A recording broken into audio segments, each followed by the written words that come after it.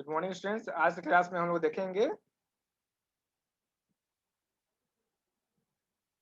RAM memory के बारे में। लास्ट क्लास हम लोग देखे थे प्राइमरी मेमोरी क्या होता है, सेकेंडरी मेमोरी क्या होता है, volatile memory, non volatile memory क्या होता है।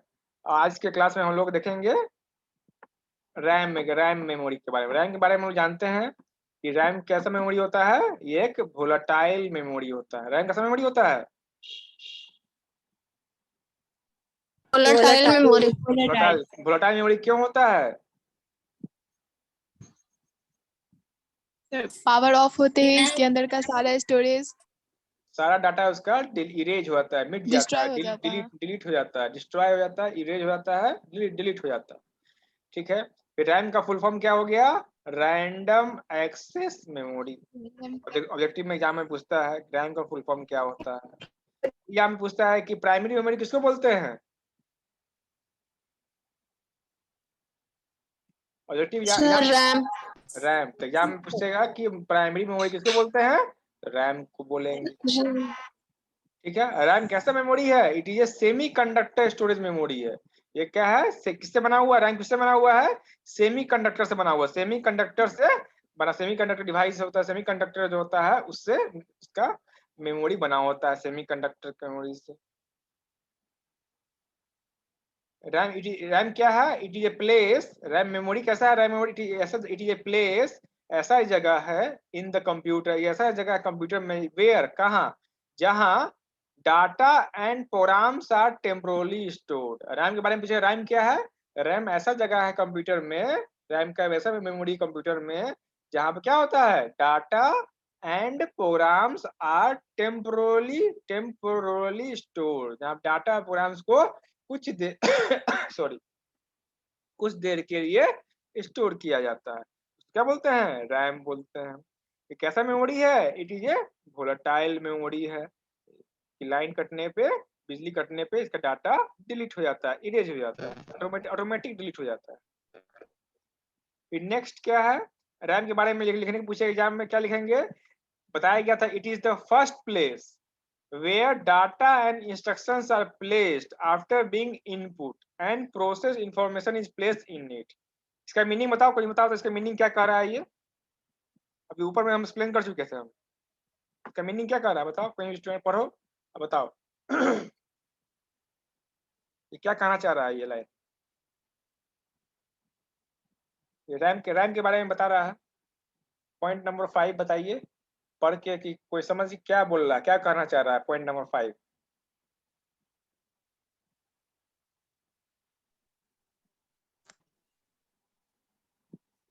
यह एक ऐसा जगह है जहाँ पहले इंफॉर्मेशन इनपुट बॉक्स में डाला जाता है और प्रोसेस करके आउटपुट रिटर्न करता है। ऊपर बताए थे कि कंप्यूटर में जो भी डाटा आता है, जो भी डाटा इनपुट होता है, कहाँ पे आता है पहले? सबसे पहले प्राइमरी मतलब क्या हो, फर्स्ट हुआ। प्राइमरी मतलब क्या होता है? फर्स्ट। प्राइमरी मेमोरी जो भी आता है, क्या सबसे जो भी इनपुट डालते हैं कहाँ पे आता है वो? पहले प्राइमरी मेमोरी में डाटा आता है। डाटा इंस्ट्रक्शंस प्रोग्राम्स कहाँ पे आता है? प्राइमरी मेमोरी में आता है सबसे पहले। क्योंकि प्राइमरी का मतलब है क्या, मतलब क्या है कि प्राइमरी मतलब फर्स्ट टू यूज। अगर प्राइमरी मेमोरी नहीं मिला तब जाएंगे, तब कहाँ पे खोजेंगे? सेकेंडरी मेमोरी में। खोजेंगे। वही बोल रहा है कि रैम के बारे में, क्या रैम क्या है? प्राइमरी मेमोरी हुआ। अब रैम के बारे में वही बोल रहा है कि कि क्या बोल रहा है रैम के बारे में? रैम के बारे में बता रहा है कि it is the first place where data and instructions are placed after being input। जो कीबोर्ड से इनपुट दे दिए, डाटा दे दिए, इंस्ट्रक्शन दे दिए, तो कहाँ पे स्टोर होता है? तो कहाँ पे रखा जाता है? रैम में रखा। सबसे पहले कहाँ पे रखा जाता है? रैम में। एंड प्रोसेस इंफॉर्मेशन बता दिए थे, 2 + 3 को जोड़ना है, 2 3 दिए, एक प्रोग्राम दे दिए, तो कहाँ पे स्टोर होगा? रैम में। रैम के बाद क्या होगा? सीपीयू क्या करेगा? उसको प्रोसेस करेगा। तो रिजल्ट आएगा 5, 2 + 3 जोड़ के 5 आएगा, कहाँ पे स्टोर होगा? पहले रैम में। रैम में। कहाँ पे स्टोर होगा? एंड क्या होगा? एंड प्रोसेस इंफॉर्मेशन, प्रोसेस करने का जो इंफॉर्मेशन है कहाँ पे स्टोर होगा? तो कहाँ पे होगा? प्लेस्ड इन रिटर्न कहाँ पे स्टोर होगा? प्लेस्ड इन इट, मतलब रैम में स्टोर होगा। उसके बाद उसको आउटपुट डिवाइस पे दिया जाएगा, या सेकेंडरी मेमोरी में उसको हम लोग इस डाटा को, रिजल्ट को स्टोर करेंगे। समझ में आ गया कि जो भी इनपुट देते हैं कीबोर्ड के माध्यम से, माउस के माध्यम से इनपुट देते हैं, इंस्ट्रक्शंस देते हैं, डाटा देते हैं, कहाँ पे शुरू होता है? पहले प्राइमरी मेमोरी में जाता है। वहां पे क्या होता है? फिर सीपीयू के सहायता से प्रोसेसिंग होता है। प्रोसेसिंग का जो रिजल्ट आता है हमारा, 2 3 को जोड़ना है, 2 3 की आप प्रोग्राम दे दिए, जोड़ के कितना है? 5। 5 कहाँ पे स्टोर होगा? पहले स्टोर होगा कहाँ पे? रैम मेमोरी में, प्राइमरी मेमोरी में स्टोर होगा। उसके बाद वहां से वो आउटपुट देंगे या हार्ड डिस्क में जाके उसको हम लोग स्टोर करेंगे। समझ में आ गया? प्राइमरी मतलब ही क्या हो गया? First to use. ये ऐसा मेमोरी है जिसको हम लोग पहले इस्तेमाल करते हैं, बाद में सेकेंडरी मेमोरी का इस्तेमाल करते हैं। तो ये क्या हो गया? रैम के बारे में हो गया। यहाँ में पूछेगा रैम के बारे में, कि रैम के बारे में लिखिए, तो ये सारा पॉइंट रैम के बारे में लिखना पड़ेगा। पहला क्या? Random access memory, it stands for क्या? Random access memory. सेकेंड क्या? इसे किससे बना हुआ है? ये सेमीकंडक्टर से बना हुआ है। तीसरा क्या होता है? इसमें जो भी डाटा प्रोग्राम्स होता है टेम्पोरली स्टोर होता है, परमानेंटली स्टोर नहीं होता है। क्यों टेम्पोरली बोला? क्योंकि लाइन कट जाने पे इसका डाटा ऑटोमेटिकली इरेज हो जाता है, इसलिए क्या बोला कि डाटा और इंस्ट्रक्शंस टेम्पोरली स्टोर किया जाता है। It is volatile memory. और ये ऐसा ये it is first place. RAM क्या है? पहला फर्स्ट प्लेस है जहाँ पे डाटा को इंस्ट्रक्शन स्टोर किया जाता है, और उसका रिजल्ट जो आता है उसको भी कहाँ पे स्टोर करते हैं हम लोग? रैम में ही स्टोर करते हैं। तो रैम के बारे में आएगा तो ये सारा पॉइंट डिस्कस करना पड़ेगा एग्जाम में। ऊपर में हम देखे थे रैम। रैम 2 तरह का होता है। कौन कौन सा रैम होता है? Sir D RAM and S RAM. S RAM और D RAM. S for static, static, D for dynamic. Dynamic. RAM 2 तरह का होता है, दोनों के बारे में जानेंगे हम लोग।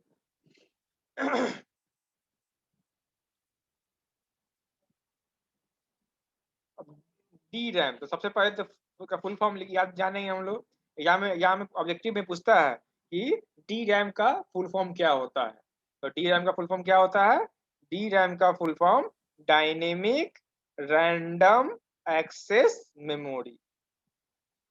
इसमें क्या होता है? Data stores in D RAM with the help of capacitor and transistor. ठीक है। और डी रैम बना हुआ है, तो डी रैम किससे बना? किसी से बना होगा, मेमोरी है। तो रैम किससे बना हुआ था? सेमीकंडक्टर से बना हुआ था रैम। अब डी रैम किससे बना हुआ है? डी रैम बोलता है, डी रैम बना हुआ किससे? सेमीकंडक्टर और कैपेसिटर से बना हुआ है। ठीक है। वही उसी जगह चिप दिखता है कि नाम क्या हो गया? D RAM, D dynamic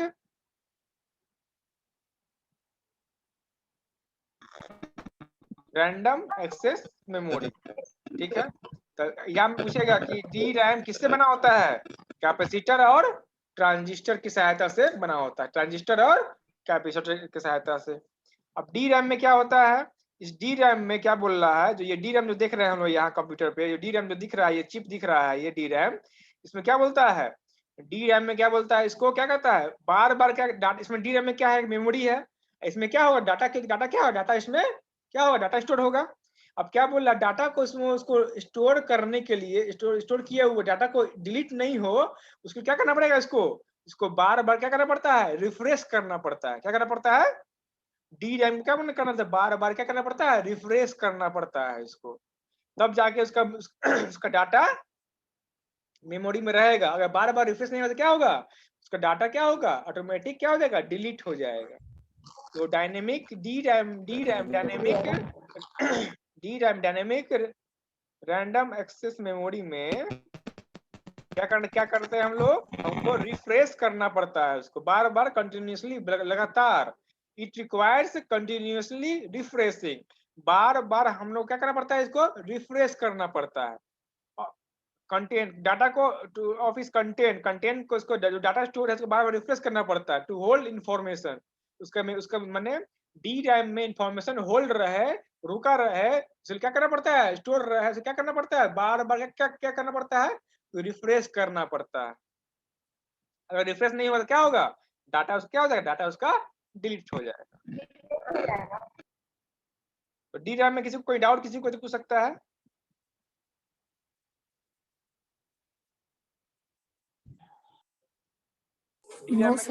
D RAM के बारे में पहला पॉइंट क्या लिखेंगे? इसका फुल फॉर्म क्या होता है? Dynamic random access memory. दूसरा क्या लिखेंगे? किससे बना होता है? कैपेसिटर और ट्रांजिस्टर से बना होता है। तीसरा क्या होता है, डी रैम में डाटा को स्टोर रहने के लिए क्या करना पड़ता है, डाटा को स्टोर रहने के लिए क्या करना पड़ता है, बार बार क्या करते हैं इसको हम लोग, रिफ्रेश कर। बार बार इसको हमको डी रैम को रिफ्रेश करने की आवश्यकता पड़ता है। एग्जाम में ऑब्जेक्टिव में पूछता है एग्जाम में कि कौन सा मेमोरी को बार बार हमको रिफ्रेश करना पड़ता है। D RAM. एग्जाम में ऑप्शन में दिया जाएगा रैम, रोम, डी रैम, एस रैम। कौन सा ऑप्शन मारेंगे ठीक सही, डी रैम। तो डी एग्जाम में ऑब्जेक्टिव में पूछता है कि किस टाइप के मेमोरी को हमको रिफ्रेश करने की आवश्यकता पड़ती है। एग्जाम दे देगा RAM, ROM, S RAM, D RAM. तो हमारा आंसर क्या होगा, D RAM, dynamic random access memory. Note कर लो सबको, ठीक है। एग्जाम में पूछता है एग्जाम इस मेमोरी को हमको रिफ्रेश करने की आवश्यकता पड़ती है। फिर पूछता है एग्जाम में कि डी रैम किससे बना हुआ है, तो कैपेसिटर और ट्रांजिस्टर से बना हुआ है। अब नेक्स्ट क्या है, एस रैम। एस रैम का फुल फॉर्म क्या हो गया, एस फॉर क्या हो गया, स्टैटिक। एस फॉर क्या हो गया, स्टैटिक।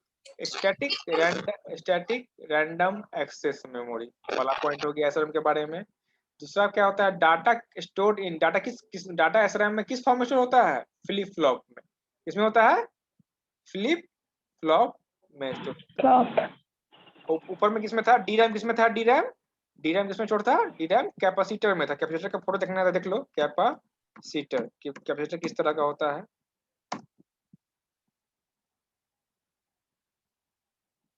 ये सब देखा होगा, टीवी भी खोला हो, चाहे कोई खिलौना खोला होगा, खिलौना तोड़ा होगा, तो खिलौना का जब पार्ट्स निकलता है, इस तरह का बहुत सारा डिवाइस रहता है, इस तरह का इलेक्ट्रॉनिक सर्किट रहता है, कंपोनेंट रहता है, इलेक्ट्रॉनिक कंपोनेंट रहता है। ये क्या है, ये हमारा क्या है, कैपेसिटर है। क्या है ये, कैपेसिटर है, ठीक है। और दूसरा ट्रांजिस्टर देख लो, ट्रांजिस्टर किस तरह का होता है, ट्रांजिस्टर सब क्या है, सब इलेक्ट्रॉनिक कंपोनेंट है। क्या है, इलेक्ट्रॉनिक कंपोनेंट। ये दिख रहा है, ये सब क्या है, ये सब ट्रांजिस्टर है, दिख रहा है, ये सब क्या है, ये ट्रांजिस्टर है। तो मतलब डी रैम किससे बना, डी रैम में डाटा कहाँ स्टोर होता है, ट्रांजिस्टर और किसमें, कैपेसिटर में डाटा स्टोर होता है, ट्रांजिस्टर और कैपेसिटर में। लेकिन एस रैम है, एस रैम कहाँ स्टोर होता है, एस रैम फ्लिप फ्लॉप में रहता है, फ्लिप फ्लॉप में।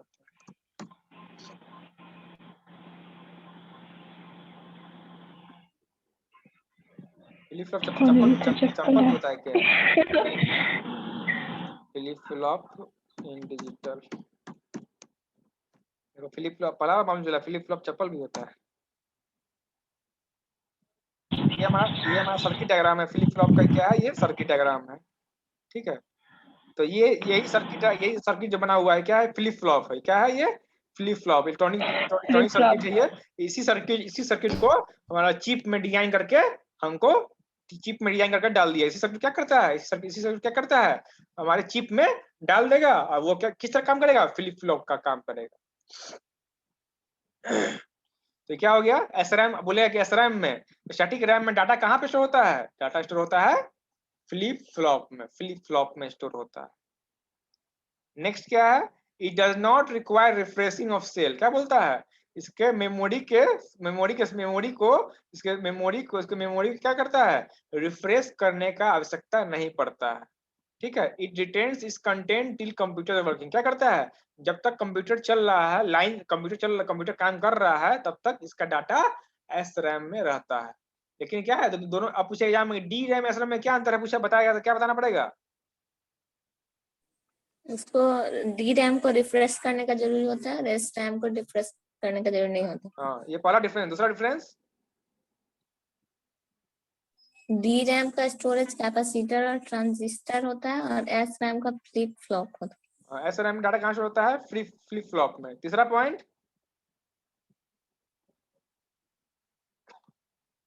थर्ड डिफरेंस, बताओ कोई भी स्टूडेंट।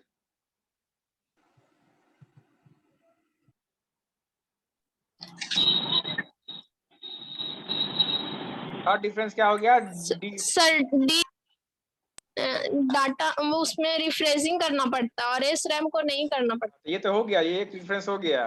दूसरा डिफरेंस भी हो गया कि डाटा स्टोर होता है ट्रांजिस्टर में होता है, इसमें होता है कैपेसिटर में होता है। तीसरा डिफरेंस बताना है। So DRAM stand for dynamic random access memory. हाँ, SRAM stand for static random static access random access memory.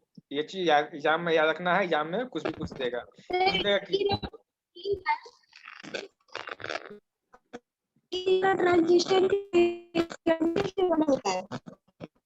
D RAM में क्या लिखा हुआ है, कैपेसिटर और ट्रांजिस्टर का इस्तेमाल किया जाता है।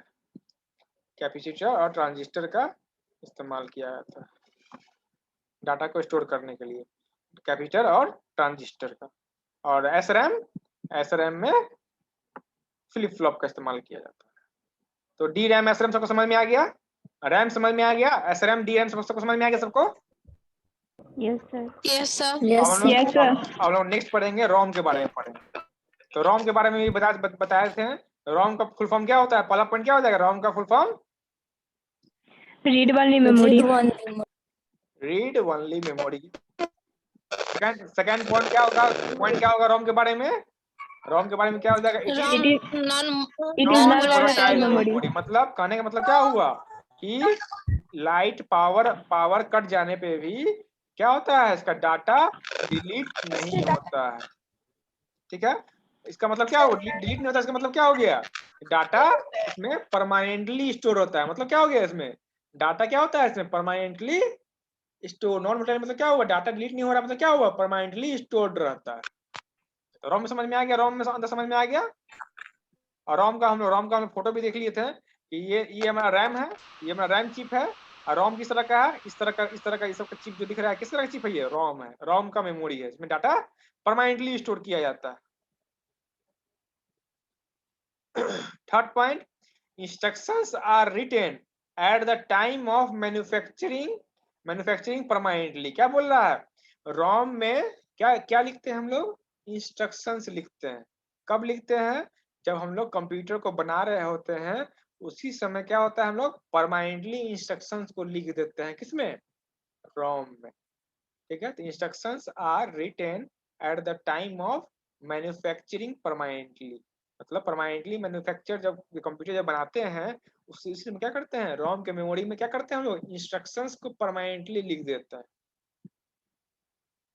ठीक है, अब ये बताओ, कंप्यूटर का हम लोग स्विच ऑन किए, ठीक है, कंप्यूटर का या लैपटॉप का पावर बटन ऑन किए तो कंप्यूटर अपने आप स्टार्ट हो जाता है, पता है ना, स्टार्ट अपने। Yes sir. वो कैसे होता है, कंप्यूटर तो अपना दिमाग है नहीं, वो कैसे अपने ऑटोमेटिक स्टार्ट हो जाता है कंप्यूटर। तो उसमें पहले से इंफॉर्मेशन डाला हुआ रहता है कुछ। पहले से इंस्ट्रक्शन दिया जाता है, वो इंस्ट्रक्शन कहाँ पे स्टोर होता है, रोम में। मतलब बहुत सारा ऐसा इंस्ट्रक्शंस है जब हम लोग कंप्यूटर जब बनाते हैं, जब कंप्यूटर जब बन रहा है, कंपनी में मैन्युफैक्चर हो रहा है, उसी में क्या होता है, परमानेंटली इंस्ट्रक्शन डाल देते हैं ताकि कंप्यूटर उस काम को खुद से कर सके। जैसे ही बटन दाबे मतलब क्या हो गया, कंप्यूटर समझे कहाँ इंस्ट्रक्शन कहाँ पे जाएगा, रोम के पास। रोम में देखेगा कि हाँ, रोम में बोला अभी क्या बोल रहा है कि ऑन करने के लिए, तो रोम के थ्रू कंप्यूटर क्या हो जाएगा, स्टार्ट होना शुरू हो जाएगा। ठीक है, यहाँ पे क्या लिखा है, when computer is switched on the instruction stored in is automatically initiated and after switching off instruction do not get lost। क्या बोल रहा है, जैसे ही हम लोग कंप्यूटर बटन ऑन करते हैं तो क्या होता है, ऑटोमेटिकली इंस्ट्रक्शन क्या होता है, ऑटोमेटिकली इंस्ट्रक्शन चलने लगता है, मतलब कंप्यूटर चालू हो जाता है। वो इंस्ट्रक्शन कहाँ पे लिखा होता है, रोम में लिखा होता है। ठीक है, रोम की सहायता से कंप्यूटर चालू हो जाता है। और क्या होता है, और रोम चूंकि परमानेंट मेमोरी है, नॉन वोलेटाइल मेमोरी है, इसका डाटा लाइट कटने के बाद कंप्यूटर जब हम लोग ऑफ कर दिए, कंप्यूटर जब हम लोग शट डाउन कर दिए, कंप्यूटर को बंद कर दिए, शट डाउन कर दिए, तो क्या होगा, तब भी उसका डाटा क्या होगा, डाटा उसका मेमोरी में क्या रहेगा, स्टोर रहता है। ठीक है, अगर बताओ इस केस में अगर रोम का डाटा कंप्यूटर लाइन कट जाने पे, मतलब कंप्यूटर को शट डाउन कर दिए, बंद कर दिए, तो क्या होता है उस केस में, अगर ये क्या कहते हैं, ये वोलेटाइल मेमोरी होता है, क्या होता है उस केस में, इरेज हो जाता। फिर क्या होता, कंप्यूटर हमारा दोबारा स्टार्ट नहीं होता। दोबारा कंप्यूटर जब भी हम पावर ऑन करेंगे कंप्यूटर स्टार्ट नहीं होगा। क्यों स्टार्ट नहीं होगा, क्योंकि उसका डाटा क्या होगा, इरेज हो जाएगा। इसलिए क्या होगा, रोम क्या है, रोम परमानेंट मेमोरी है, नॉन वोलेटाइल मेमोरी है। इसका खासियत क्या है, जब कंप्यूटर जब बन रहा होता है कंपनी में, उसी समय बहुत सारा इंस्ट्रक्शंस को उसमें मेमोरी में लिख दिया जाता है, ताकि कुछ काम कंप्यूटर खुद से कर सके। क्योंकि कंप्यूटर का अपना दिमाग है नहीं, तो कंप्यूटर किसके साथ काम करता है, कंप्यूटर इंस्ट्रक्शंस के माध्यम से करता है। वो इंस्ट्रक्शंस प्रोग्राम के माध्यम से, इंस्ट्रक्शन के माध्यम से काम करता है, और वो कहाँ पे स्टोर है, रोम में स्टोर है। ठीक है। और नेक्स्ट पॉइंट क्या है, these permanent instruction stored in ROM are called BIOS. जो परमानेंट इंस्ट्रक्शन स्टोर होता है किसमें, रोम मेमोरी में, उसको क्या बोलते हैं हम लोग, बायोस बोलते हैं। नोट कर लो, ये एग्जाम में पूछता है, एग्जाम में बायोस का फुल फॉर्म क्या होता है, basic input output system. Exam में ऑब्जेक्टिव में आता है कि बायोस का फुल फॉर्म क्या होता है। BIOS stands for basic input output system.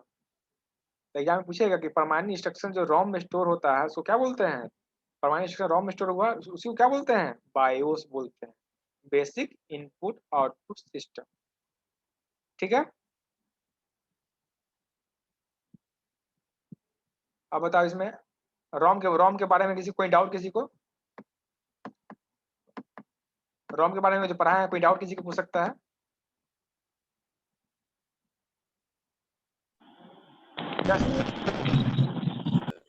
कोई डाउट किसी को रोम के बारे में? No sir. No sir. ठीक है। अब टाइप्स ऑफ देखते हैं, रोम का प्रकार देखते हैं। Types of Rome.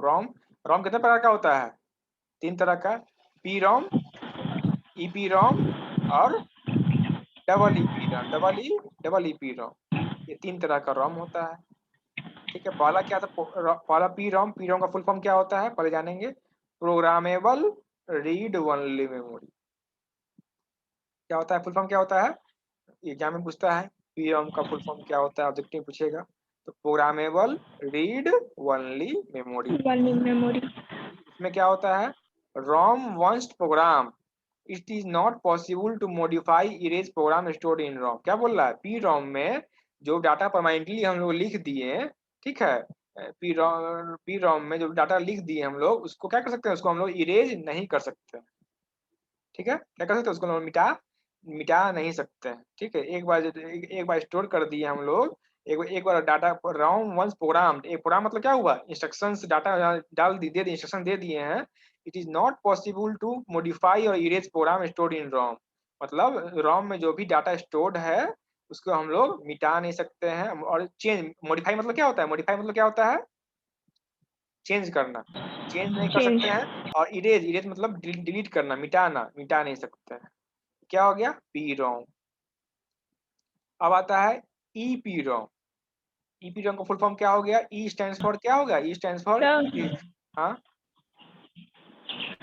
अच्छा, इसमें पी रोम के लास्ट लाइन में क्या है, but we can store programs in P ROM. Program in P ROM chip, मतलब पी रोम में प्रोग्राम को क्या करते हैं, स्टोर कर सकते हैं। ठीक है। मेमोरी है, मेमोरी में क्या कर सकते हैं, ओके सर। मेमोरी में लोग इंस्ट्रक्शन को, प्रोग्राम को स्टोर कर सकते हैं ना। नेक्स्ट है EP ROM. It stands for erasable programmable read only memory. E for क्या हो गया, ई स्टैंड्स फॉर इरेजेबल, बाकी का सेम टू सेम रहेगा। For P ROM programmable read only memory. अब नाम ही बता रहा है, इरेजेबल मतलब क्या हो गया, जिसको हम लोग मिटा सकते हैं। इरेजेबल मतलब क्या हो गया, जिसको हम लोग मिटा सकते हैं। ठीक है, तो मिटा सकते हैं मतलब ईपी रोम चिप क्या है, can be programmed time and again. क्या बोलते हैं इसको हम लोग, प्रोग्राम का बाद, मतलब क्या हुआ, ईपी रोम में जो भी हम लोग डाटा, जो भी इंस्ट्रक्शन लिखे हैं उसको क्या कर सकते हैं हम लोग, डिलीट कर सकते हैं, फिर से नया इसमें इंस्ट्रक्शन को लोड कर सकते हैं। नया इंस्ट्रक्शन को डिलीट, जो इंस्ट्रक्शन ऑलरेडी है उसको क्या कर सकते हैं, इरेज कर सकते हैं, मिटा सकते हैं। मिटाने के बाद क्या करेंगे हम लोग, नया इंस्ट्रक्शन उसमें लिख सकते हैं। तो वही बोल रहा है, ई फॉर क्या हुआ, इरेजेबल मतलब मिटा देना। इसको मिटाएगा, पूरा पी रोम के कंटेंट को, पी रोम जो मेमोरी है उसके अंदर जो डाटा स्टोर है उसको क्या करेगा, उसको मिटा सकते हैं हम लोग। मिटाने का क्या कर सकते हैं, नया डाटा को हम लोग फिर से लिख सकते हैं। ईपी रोम चिप क्या बोल रहा है, कैन बी प्रोग्राम्ड। प्रोग्राम मतलब क्या हुआ, जो भी इंस्ट्रक्शन लिखा हुआ है बार बार लिख सकते हैं, by erasing the information stored earlier in it. मतलब EPROM के डाटा को हम लोग डिलीट करके मिटा के हम लोग इरेज करके दूसरा डाटा लिख सकते हैं। ठीक है, नेक्स्ट पॉइंट क्या है, ultraviolet rays are used to erase the information from EPROM। मतलब क्या बोल रहा है कि अब बात यह है कि डाटा इरेज कैसे करेंगे, किसी के द्वारा करेंगे इरेज। एग्जाम में पूछता है कि EPROM किसके द्वारा डाटा इरेज किया जाता है EPROM में, कौन सा रे है, अल्ट्रा वायलेट रेज। ये नोट कर लेना है, अल्ट्रा वायलेट रेज के माध्यम से डाटा को डिलीट किया जाता है।